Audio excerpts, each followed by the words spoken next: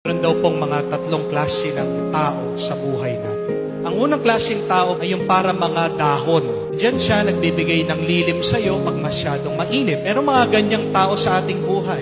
Nandyan sila, pinapasaya tayo, ginagawa nilang madali ang ating buhay. Pero pag dumating na yung hangin, mahuhulog na sila. Mawawala na sila. Konting problema lang, hindi mo na sila makikita. Yung pangalawang klaseng tao daw po ay yung mga parang sanga. Sila po yung mga taong pwede nating kapitan. Maaasahan sila. Pero minsan, may hangganan yung pagtulong nila. Dahil pag sobrang bigat na, hindi ka na makayanan, mapuputol din sila sa iyong buhay. Ganyan yung mga taong parang sanga. Hindi nila kaya yung bigat, ihuhulog kanila.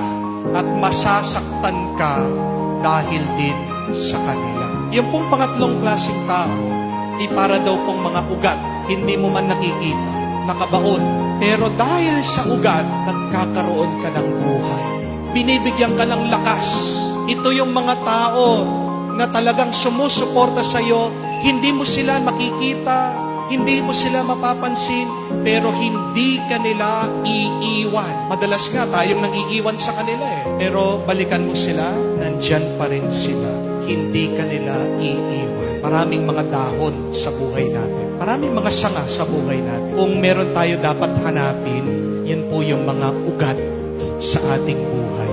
Kung meron pong isang ugat ng buhay natin, huwag niyo pong kakalimutan. Yan po ang Diyos.